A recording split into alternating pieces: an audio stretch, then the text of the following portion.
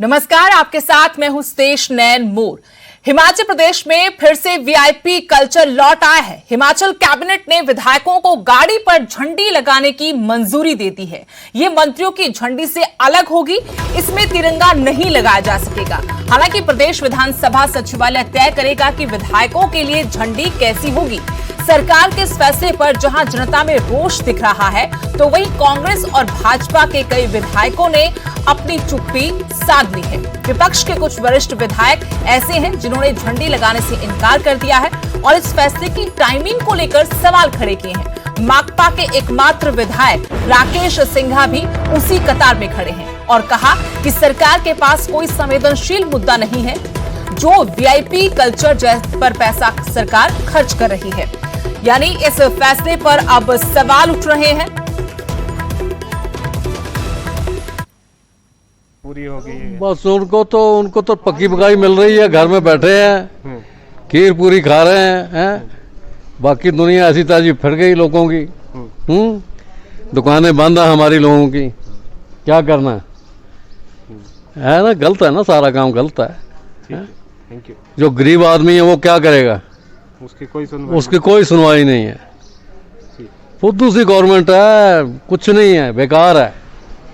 देखिए, कुछ भी हो अच्छी बात है, झंडी का सब कुछ होना चाहिए, लेकिन मुझे लगता है ये उपयुक्त समय नहीं है, क्योंकि इस टाइम सब लोग हम मतलब कि अगर प्रदेश की जनता की बात करें, इस टाइम बड़ी आर्थिक महामारी से लेके लोगों को सेहत से तक अपने उपचार नहीं मिल रहा। अगर कोई लोग बीमार भी हैं, जो पहले जिस तरफ ध्यान देना चाहिए, जहां इन सभी मैं कहूँगा विधायकों का दायित्व है कि पहले अपने लोगों को देखें, जिस चुनाव क्षेत्र से जीत के आए हैं, जिन लोगों का ख्याल रखना है वो करें।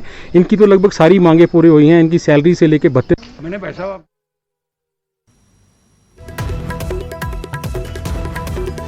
शिमला से मेरे सहयोगी रणवीर इस वक्त मेरे साथ जुड़ गए। रणवीर, कहां पहल की गई थी सादगी की तरफ जाने की और वीआईपी कल्चर को पीछे छोड़ने की, जिसको लेकर बीजेपी की तमाम सरकारों ने वाहवाही भी लूटी थी। प्रधानमंत्री नरेंद्र मोदी ने इस मुहिम की शुरुआत की थी। आज एक बार फिर से हिमाचल सरकार उसी वीआईपी कल्चर को अपना रही है। आखिर क्यों, क्या वजह, क्या जरूरत आन पड़ी कि सरकार एक बार फिर से वीआईपी कल्चर की तरफ जा रही है? झंडी लगाने से क्या बदल जाएगा? हाँ जी हाँ, देखिए इसमें जो है एक बात मोटे तौर पर निकल कर आ रही है। जो आम और खास के बीच की जो खाई है वो और ज्यादा गहरी यहाँ पर हो गई है। वो जिस दूरी को पाटने की बात कही गई थी, वो दूरी जो है और यहाँ पर बढ़ती हुई दिख रही है। हालांकि मुख्यमंत्री ने बचाव किया इस फैसले का। उन्होंने ये कहा है कि मांग थी, जिस तरह से हरियाणा में हरियाणा के विधायकों को सहूलियत दी गई थी झंडी को लेकर, उसी की मांग पर जो विधायकों ने ये कहा था। और सीएम ने ये भी कहा कि फाइनेंशियल बर्डन कोई नहीं है, पैसा सरकार को नहीं खर्चना है। लेकिन यहाँ पर फिर से बात वही आ जाती है कि आखिर वीआईपी कल्चर की बात आ जाती है। ये विधायक जो है अलग दिखना चाहते हैं, खास दिखना चाहते हैं जब वो जनता के बीच जा रहे हैं। और ये जानकारी हम तक पहुंची है कि इसकी जो परिपाटी है वो पिछले विधानसभा सत्र के दौरान ही लिख दी गई थी। ये तो मात्र औपचारिकता थी कि कैबिनेट में ये विषय आना था, मंजूरी इसे दी जानी थी और इसके लिए अधिकृत जो है विधानसभा के अध्यक्ष को किया गया है कि वो ये तय करेंगे किस तरह की झंडी होगी। हालांकि खाका उसका भी पहले से ही तैयार किया गया है।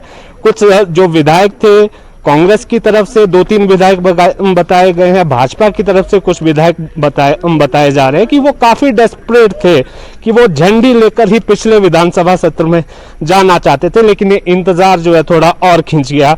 और यहाँ पर टाइमिंग को लेकर सवाल इस तरह का है कि कोरोना का जो समय है, तो ऐसी क्या आन पड़ी थी सरकार को कि इस वक्त झंडी देने की जरूरत थी, क्योंकि ये तो समय इस वक्त ऐसा है कि यहाँ पर जनता के बीच जो जनप्रतिनिधि है उनको जाना चाहिए। हालांकि बहुत सारे ऐसे विधायक हैं जिनमें फेहरिस्त काफी लंबी है, वरिष्ठ विधायक उनमें है जिन्होंने ये कहा है कि वो झंडी का इस्तेमाल नहीं करेंगे। और यहाँ तक कि कुसुम्पटी से जो कांग्रेस के विधायक, उन्होंने तो यहाँ तक ऐलान किया है कि वो ताउम्र जब तक विधायक रहेंगे तब तक जो है झंडी का इस्तेमाल नहीं करेंगे। कांग्रेस के जो बड़े वरिष्ठ विधायक है उन्होंने भी इससे इनकार किया है। भाजपा की तरफ से भी कुछ इस तरह की पहल जो निकल कर आई है। जो पहली बार चुनकर आए हैं, जिनको 1 या 2 बार का ज्यादा समय है, वो इस कल्चर को जो है काफी अपनाना चाहते हैं। और तो और छोड़िए, वो तो अलग फ्रीक्वेंसी की मांग यहाँ पर कर रहे थे कि जो सेट दिया जाता है, वायरलेस दिया जाता है, जब आवाजाही होती है विधायकी, जिस तरह से मंत्री लोग जाते हैं, पीएसओ उनको मिलता है, वो आगे लॉक देता है कि किस तरह से आगे से जो है वाहन हटना है, उनके लिए रास्ता खाली चाहिए। तो कुल मिलाकर ये स्थिति यहाँ पर यही नजर आ रही है कि अब वीआईपी कल्चर जो है हिमाचल में शुरू हो गया था। सुप्रीम कोर्ट के आदेश थे, केंद्र की सरकार है, भाजपा की सरकार ये नारा लेकर आई थी कि वो ये कहती थी कि आम और खास में जो है अंतर नहीं होना चाहिए था। अब जब झंडी लगेगी वो किस रूप में होगी ये तो आने वाला वक्त ही बताएगा। झंडी जरूर लगेगी।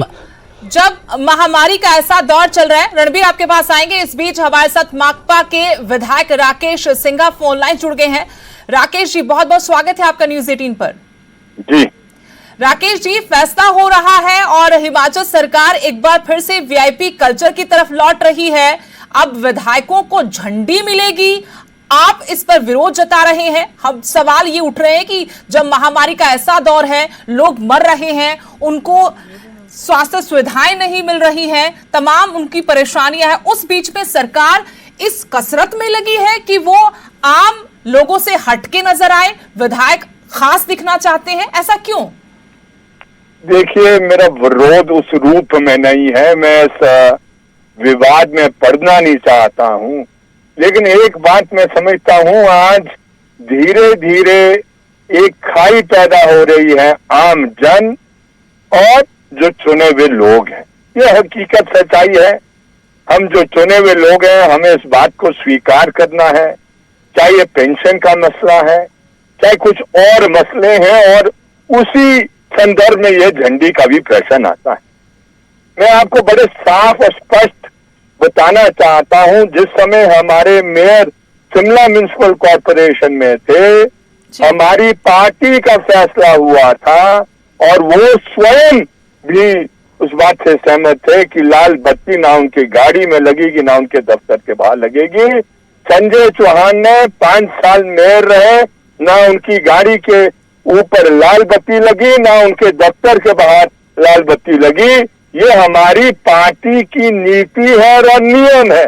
मुझे अपनी पार्टी की नीति और नियमन के आधार पर चलना है। मैं ये नहीं कहना चाहता कि दूसरों ने ठीक लिया कि नहीं लिया। मैं इतना कहना चाहता हूं, मेरी गाड़ी में कोई झंडा नहीं लगेगा, मेरी गाड़ी में आज भी एमएलए का चिन्ह नहीं लगता है। मैं एक साधारण व्यक्ति जैसा रहना चाहता हूं। मैं आम जन से किसी भी प्रकार की दूरियां नहीं बनाना चाहता हूं। मेरा इस प्रकार का दृष्टिकोण है।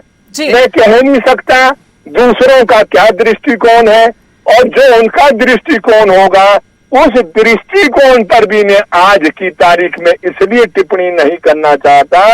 मैं समझता हूं आज का दौर है कि सांझे मिलकर, इकट्ठे मिलकर लड़ाई को केंद्रित किया जाए कि इस महामारी को किस तरीके से हटाया जा हम सवाल उठा रहे हैं। आप हमारे साथ बने रहिएगा राकेश जी। दूसरी फोन लाइन से नेता विपक्ष मुकेश अग्निहोत्री मेरे साथ जुड़ गए हैं।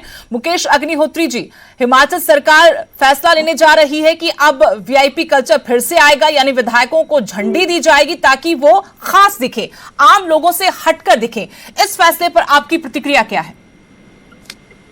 देखिए, ये जो महीना चल रहा है ये बहुत ही घातक महीना है हिमाचल के लिहाज से। अप्रैल 30 को 1384 डेथ्स थी और आज जो है डेथ्स 2850 हो गई हैं।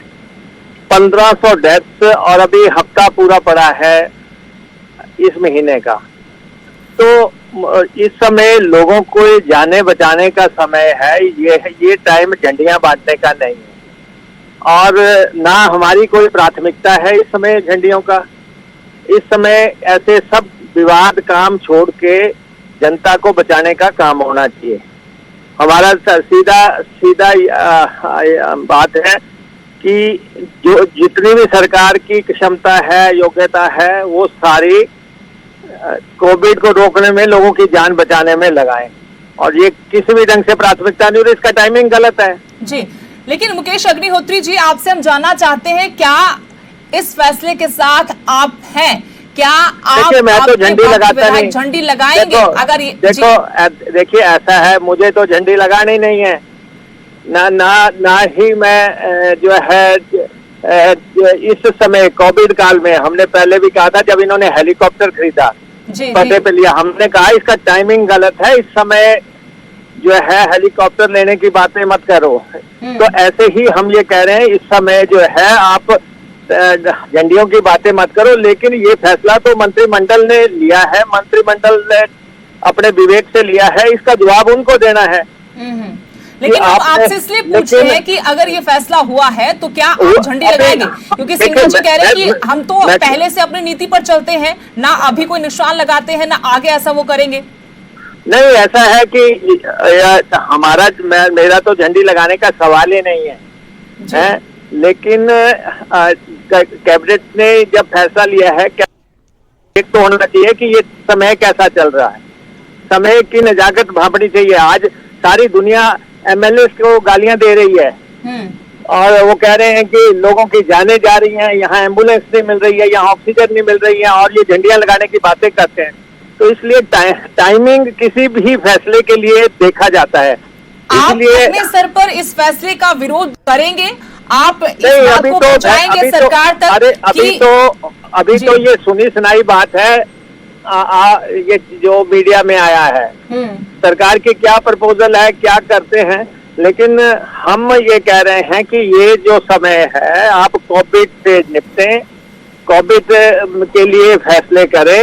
ये झंडियां जो है, अगर सृष्टि रहेगी, इंसान रहेंगे, ये बात की बातें हैं।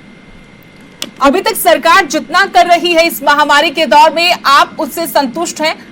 नहीं, देखिए, हम जब 3000 के आसपास लोग हिमाचल की जान गंवा चुके हैं, डेथ रेट हिमाचल प्रदेश का पूरे हिंदुस्तान में सबसे ऊपर है, हिंदुस्तान में सबसे ऊपर जो है डेथ रेट है हिमाचल का। जी बिल्कुल। एक महीने में 1500 लोगों की जान चली जाती है, और सरकार कह रही है कि हम कांग्रेस की निंदा करते हैं, दिल्ली की सरकार बहुत अच्छा काम कर रही है, हिमाचल की सरकार अच्छा काम कर रही है। आप बताएं, जब इतने बड़े पैमाने पे डेथ्स हो रही हैं, क्या अच्छा काम हो रहा है? जिन 1500 लोग ऐसे मरे हैं जिनको कोई बीमारी नहीं थी, क्रिटिकल केयर लोगों को मिली नहीं है, तो ऐसी स्थिति हिमाचल प्रदेश में बनी हुई है, लोग बेरोजगार हो गए हैं। का जो हाल है वो तो और भी ज्यादा बुरा है, और लोग पहले से परेशान थे, कर्ज के तले दबा हुआ है प्रदेश। मैं आपके ध्यान में दो बातें लाना चाहता हूँ। जो कोरोना से डेथ हुई, इन्होंने ना तो आपदा के तहत उनको कोई राशि दी, ना इन्होंने कोरोना में जो विधवा हुई उनको कुछ दिया, ना बच्चों के लिए कुछ किया, कोई पैकेज कोई अनाउंस नहीं किया। महंगाई बढ़ती जा रही है। कल मंत्री जी ने कहा कि कड़वा तेल जो है 50 रुपए महंगा हो जाएगा, पेट्रोल महंगा, डीजल महंगा, गैस महंगी, सारे राशन की चीजें महंगी, लोग बेरोजगार हो रहे हैं, आत्महत्याएं हो रही हैं। इस समय इश्यू बिल्कुल डिफरेंट है। बिल्कुल बिल्कुल। बहुत बहुत शुक्रिया मुकेश अग्निहोत्री जी और राकेश सिंघा जी, आप हमारे साथ जुड़े, अपनी राय आपने दर्शकों तक पहुंचाई, शुक्रिया आप दोनों का। तो प्रदेश में अब हिमाचल प्रदेश में वीआईपी कल्चर लौट रहा है। एक तरफ जहां महामारी में हर तरफ से महंगाई की मार और कोरोना की मार आम लोगों पर पड़ रही है, तो वहीं विधायकों को अब खास दिखना है। अब उन्हें अलग से दिखने के लिए झंडी चाहिए, और इसी को लेकर विवाद खड़ा हुआ है। जो टाइमिंग है उसको लेकर विपक्षी दल, उनके नेता सरकार पर निशाना साध रहे हैं।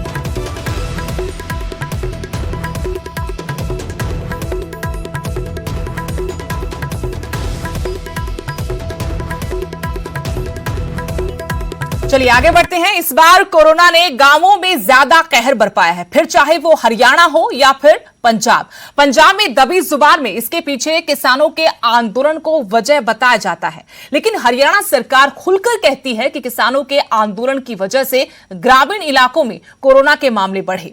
आज न्यूज 18 आपको हरियाणा सरकार की वो रिपोर्ट दिखाने जा रहा है जिसको आधार बनाकर खुद मुख्यमंत्री और सरकार के मंत्री लगातार दावा कर रहे हैं कि कोरोना के बढ़ते मामलों के पीछे किसानों का आंदोलन है। कारण से ये जो फैलाव हुआ है बहुत जगह पर, बहुत गांव में तो हॉटस्पॉट बने इसी कारण से कि वहां के लोग लगातार धरनों में आ रहे हैं, जा रहे हैं, इसके कारण से ये कठिनाई आई है। कोरोना और किसान आंदोलन का अब तक जुबानी तौर पर कनेक्शन बताने की कोशिश कर रही हरियाणा सरकार ने इस बार आंकड़ों के साथ अपने दावे पुख्ता करने की कोशिश की है। दरअसल सरकार ने पिछले साल और इस साल हरियाणा के अलग अलग गाँव में हुई मौत का जिलेवार डाटा तैयार किया है। सर्वे को कुंडली बॉर्डर और टीकरी बॉर्डर के हिसाब से बांटा गया है। कुंडली बॉर्डर पर जाने वाले किसानों में सोनीपत, करनाल, कैथल, जींद और अंबाला के किसान शामिल हैं, जबकि टीकरी बॉर्डर के जिलों में जींद, झज्जर, हिसार, रोहतक, भिवानी और सिरसा को शामिल किया गया है। सबसे पहला सोनीपत जिला। पिछले साल 20 अप्रैल से लेकर 10 मई के बीच सोनीपत के 13 गाँव में कुछ 66 मौतें हुई थी, लेकिन इसी दौरान 2021 में इन्हीं गाँव में 189 लोगों ने दम तोड़ा, जिनमें 22 मौतें कोरोना से थी। अगला जिला है करनाल, जहां 4 गाँव में पिछले साल 13 मौतें थी, जबकि इस साल यही आंकड़ा बढ़कर 42 हो गया है, जिनमें 6 मौतें कोरोना से हुई। 5 जिलों में से 118 मौतें हुई थी, जिनमें कोरोना से हुई 2 मौतें भी शामिल हैं, जबकि इस साल इस आंकड़े में 2 गुने से ज्यादा की बढ़ोतरी हुई और 275 लोगों ने दम तोड़ा। 34 की मौत कोरोना की वजह से हुई। अब सिंघू से टीकरी की तरफ चलते हैं। पहला जिला है जींद, जहां पिछले साल 20 अप्रैल से 10 मई के बीच 60 लोगों की मौत हुई, जिनमें एक मौत की वजह कोरोना थी, लेकिन इस साल 156 लोगों की मौत, जिनमें 24 में कोरोना की पुष्टि हुई। झज्जर, जहां पिछले साल मौतों का आंकड़ा 30 था, जबकि इस साल कुल 116 लोगों की मौत हुई, जिनमें से 28 कोरोना से पीड़ित थे। यही हाल हिसार में भी दिखता है। पिछले साल 52 लोगों की मौत, जिनमें कोरोना का एक भी मामला नहीं था, और इस साल 116 लोगों ने जान गंवाई, जिनमें 25 कोरोना से हुई मौतें भी शामिल हैं। यानी सरकार की रिपोर्ट बताने की कोशिश कर रही है कि कैसे कोरोना हरियाणा के गाँव में कहर बनकर टूटा, और किसान आंदोलन उसकी एक बड़ी वजह है। वजह काफ़ी हैं, लेकिन एक बड़ी वजह ये भी है। मैं ये नहीं कहता कि सारी जिम्मेदारी किसान आंदोलन की है कोविड फैलने की। ये एक one of the big reason है, विशेषकर उन गाँव में जिन गाँव के लोग लगातार किसान आंदोलन में जा रहे हैं।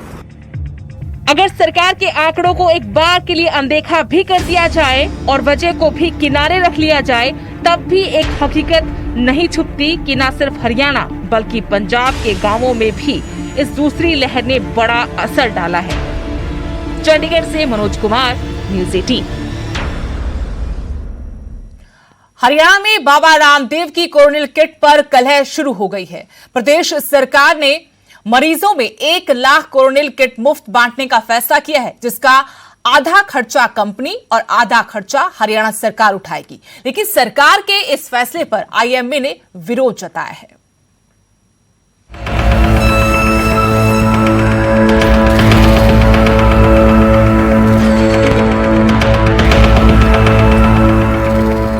कोरोना काल के बीच हरियाणा में नया विवाद खड़ा हो गया है, और इसकी वजह है बाबा रामदेव की कोरोनिल किट।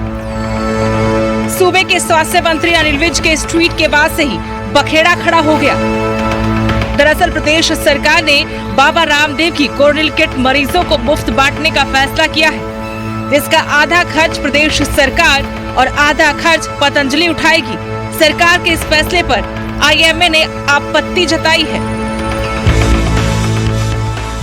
ऐसी दवा जो डायरेक्टर जनरल हेल्थ का जो हमारा कंट्रोलर होता है उसके द्वारा मान्यता प्राप्त नहीं। उन्होंने क्लेम किया था बाबा ने कि WHO से मान्यता प्राप्त है। आईएमए ने आरटीआई लगाई और उसके अंदर ये पता चला और कि WHO ने इसको मान्यता नहीं दी है। डॉक्टर पूनिया का कहना है कि कोरोनिल से कोरोना ठीक नहीं होता और ना ही उसे WHO ने मान्यता दी है। कोरोनिल से मरीजों की हालत बिगड़ सकती है, यहाँ तक कि जान जाने का खतरा भी ज्यादा होगा। जो इसके भरोसे यदि घर में बैठे बैठे रहेंगे कि हमारा कोरोना ठीक हो जाएगा, वो एंड पॉइंट तक पहुंचेंगे और सीरियस हालत में जब हॉस्पिटल में भर्ती होंगे तो उनका इलाज करना बहुत मुश्किल हो जाएगा।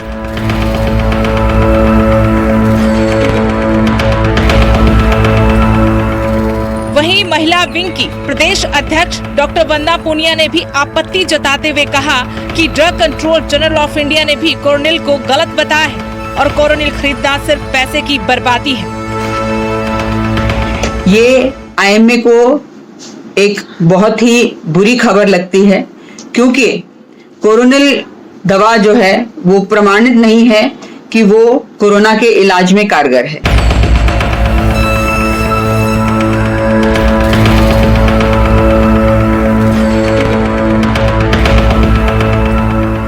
उधर स्वामी रामदेव ने दूसरे राज्यों को भी हरियाणा की तरह कोरोनिल खरीदने की नसीहत दी है। ट्वीट कर उन्होंने कहा कि दूसरे राज्यों को भी ऐसी पहल के लिए आगे आना चाहिए। पतंजलि सहयोग के लिए पूरी तरह प्रतिबद्ध है। ऐसे में इस पर सूबे में सियासत गरमाने के पूरे आसार हैं। भिवानी से जगबीर घणघस, न्यूज़ 18।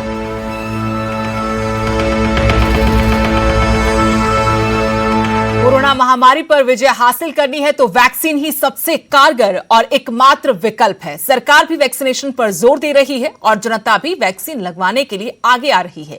यमुनानगर में जिले के सबसे बुजुर्ग व्यक्ति ने कोरोना का टीका लगवाया।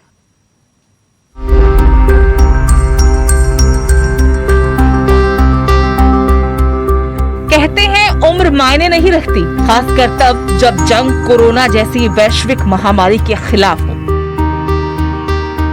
कोरोना को अगर मात देनी है तो सबको मिलकर लड़ना होगा। कोरोना को शिकस्त देने के लिए वैक्सीन ही एकमात्र और बेहतर विकल्प है। यमुनानगर में जिले के सबसे बुजुर्ग शख्स ने कोरोना का टीका लगवाया। आधार कार्ड के रिकॉर्ड के आधार पर 104 वर्ष है और वैसे वो 110 वर्ष की उम्र बताते हैं, तो उनको और बिल्कुल हेल्दी हैं अभी तक और नॉर्मली चलते फिरते हैं। उनको वैक्सीनेशन की गई है और वैक्सीनेशन के बाद वो बिल्कुल स्वस्थ महसूस कर रहे हैं। वैद्य रामलाल जंगला की उम्र जानकर आप भी हैरान रह जाएंगे। यमुनानगर के मॉडल टाउन के रहने वाले रामलाल जंगला 110 साल के हैं। आधार कार्ड के मुताबिक रामलाल जंगला की उम्र 104 है, जबकि वो अपनी उम्र 110 वर्ष बताते हैं। हमें 110 साल से ज्यादा 110-11 साल के हैं ये कम से कम, लेकिन जो आधार कार्ड बना हुआ है वो उसके हिसाब से 104 साल के ही है और बिल्कुल स्वस्थ हैं। वैक्सीन के बाद वैद्य रामलाल पूरी तरह से स्वस्थ हैं और दूसरों को भी जागरूक कर रहे हैं कि वैक्सीन सुरक्षित है, इसलिए आगे आए और वैक्सीन लगवाएं। उम्र के इस पड़ाव में भी वो दूसरों के लिए प्रेरणा है। यमुनानगर से आशीष शर्मा, न्यूज़ 18। कोविड-19 महामारी ने परस्पर निर्भरता की भावना को सुदृढ़ किया है, जिससे कि पूरा देश इस विपत्ति का एकजुट होकर मुकाबला कर सके। वैक्सीनेशन का ऐलान होने के बाद जरूरत है कि हम सभी अपना सर्वश्रेष्ठ योगदान दें, जिससे हम एक साथ वायरस को हराने की तरफ कदम बढ़ा सके। और नेटवर्क 18 इस मुहिम में हर कदम पर आपके साथ है। जब तक सभी सुरक्षित नहीं होते तब तक कोई सुरक्षित नहीं होगा। इसी सोच के आधार पर हमारे कैंपेन संजीवनी का लक्ष्य ये सुनिश्चित करना है कि वैक्सीन पाना सभी भारतीयों का अधिकार है।